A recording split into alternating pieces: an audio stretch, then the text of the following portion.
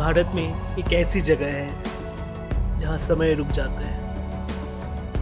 समुद्र से 13,000 फीट की ऊंचाई पे स्थित ये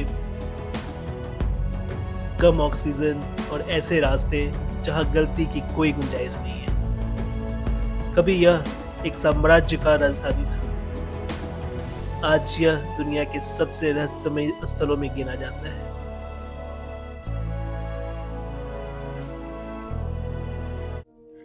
पहाड़ों के बीच बसा ये साम्राज्य, ऊंचाइयों पे बर्फीले पहाड़, कम ऑक्सीजन, बंजर जमीन और इन कठोर परिस्थितियों ने गढ़ी एक ऐसी धरती जहां जीना आसान नहीं है। भारत और तिब्बत के बीच स्थित स्पीति पहाड़ों के बीच की जमीन पहली नजर में वीरान, लेकिन इसी वीरान में खड़ा है सदियों पुराना ये मोनेस्ट्री धनकर। धनकर मोनेस्ट्री पहुंचने की राह आसान नहीं है। यहाँ तक पहुंचने के लिए आपको पार करने होते हैं ऐसे रास्ते जहां हर मोड़ पे एक चुनौती है। दूर दूर तक कोई नहीं, सिर्फ काले सफेद दस्ती क्लिफ्स, कहीं बर्फ से ढके पहाड़ और ये अनगिनते घुमावदार रास्ते जो हमें ले जा रहे हैं एक ऐसे स्थान की ओर जहां समय सदियों से ठहरा हुआ है। समुद्र तल से लगभग 13,000 फुट की ऊंचाई पर दुनिया के सबसे ऊंचे बसे प्राचीन किलों में एक धनकर मोनेस्ट्री एक चट्टान पर टिका हुआ, मानो प्रकृति ने स्वयं इसे गढ़ा हो। अगर आप ध्यान से देखें तो धनकर विलेज सिर्फ चट्टानों पे बना नहीं है, बल्कि चट्टान का ही हिस्सा है। यहाँ के घरों की एक दीवारें स्वयं पहाड़ है, तो बाकी दीवारें यहाँ के लोगों ने अपने हाथों से खड़ी की है। मिट्टी, पत्थर और लकड़ी से बनी ये दीवारें सिर्फ आश्रय नहीं है, ये संघर्ष की कहानी है। कुछ घर होम स्टे है, कुछ छोटे से रेस्टोरेंट और कुछ में आज भी पीढ़ियां साथ रहती है। यहाँ आर्किटेक्चर जरूरत से पैदा हुआ है, लग्जरी से नहीं। इस ऊंचाई पर जहाँ ऑक्सीजन कम है और सर्दियां कठोर, वही इंसान ने पहाड़ के साथ जीना सीख लिया है।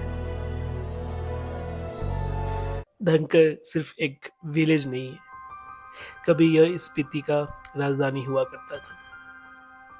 11वीं सदी में पश्चिमी तिब्बत के एक शासक ने अपने बेटों के लिए 2 क्षेत्र की स्थापना की थी, जिसे आज हम स्पीति वैली और जंस्कार वैली के रूप में जानते हैं।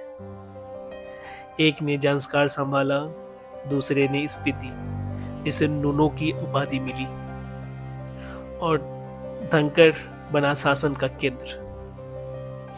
यह किला स्पीति और पिन नदियों के संगम पर लगभग 1,000 फुट ऊपर स्थित है। करीब 7,000 वर्ग किलोमीटर में फैला यह क्षेत्र बहुत ही कठोर था, फिर भी रणनीतिकार रूप से अत्यंत महत्वपूर्ण। मिट्टी, पत्थर और लकड़ी से बनी यह संरचना लगभग 300 फीट ऊंची चट्टान पर टिकी हुई है। स्थानीय भाषा में धांग का अर्थ होता है चट्टान और कर का अर्थ होता है किला, यानी चट्टान पे बना ये किला जो कि धनकर है। 1970 के दशक में आए भूकंप ने इस चट्टान को हिलाकर रख दिया था, लेकिन धनकर आज भी अडिग खड़ा है। बाद में वर्ल्ड मॉन्यूमेंट्स फंड ने इसे दुनिया के सबसे संकटग्रस्त स्थानों में शामिल किया। पिछले कुछ वर्षों में यह जगह अचानक लोगों की नजर में आई है, और अब यहाँ सिर्फ सन्नाटा नहीं, पर्यटकों के कदमों की आहट भी सुनाई देती है। शायद इसी वजह से गांव में अब कई जगह निर्माण कार्य भी चल रहे हैं। पुराने मिट्टी की दीवारें के बीच नई संरचना उभर रही है। धनकर बदल रहा है धीरे धीरे, और जब आप किसी ऊंची इमारत की छत पर खड़े होते हैं तो नीचे दिखाई देते हैं चट्टान से चिपके छोटे छोटे घर और सामने खुल जाती है पूरी घाटी का पैनोरमिक दृश्य। एक ऐसा दृश्य जिसे शब्दों में बांध पाना शायद संभव नहीं है। बस ठंडी हवा का स्पर्श और दूर तक फैली नदियों की रेखाएं। यहाँ खड़े होके इंसान खुद को छोटा नहीं बल्कि प्रकृति का हिस्सा महसूस करता है। धनकर अब छिपा हुआ नहीं रहा, यह अब खोजा जाने लगा है। पर बदलते समय के बीच यह घाटी अब भी अपनी आत्मा संभाले हुए है।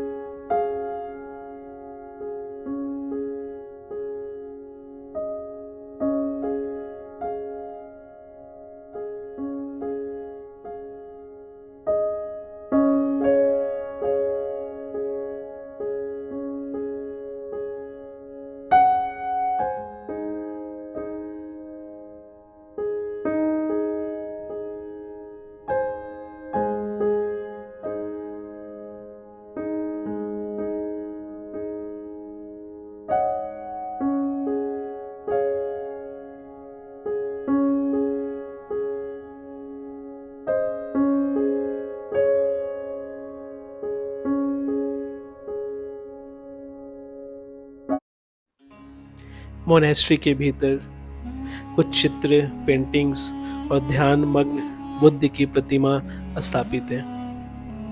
कुछ चित्र माने जाते हैं कि गुरु पद्मा संभवा के काल से जुड़ा हुआ है। यह केवल स्थापित नहीं, यह जीवित आस्था है। हर वर्ष यहाँ धनकर गुस्तोर उत्सव मनाया जाता है। विशेष पूजा और धार्मिक अनुष्ठान होते हैं। स्थानीय मानते हैं धनकर लगभग 800 से 1000 साल पुराना और इसकी कहानी अभी अधूरी है। इस विशाल चट्टानों के बीच खड़े होकर इंसान खुद को बेहद छोटा महसूस करता है। लेकिन धनकर हमें याद दिलाता है कि समय बदलता है, साम्राज्य मिट जाते हैं, लेकिन कहानियां जीवित रहती हैं। और यह मोनेस्ट्री अब भी खड़ा है समय का एक अडिग साक्षी बनकर। चलिए अब हमारे अगले सफर की ओर, और इस चैनल को लाइक, सब्सक्राइब करना ना भूलें।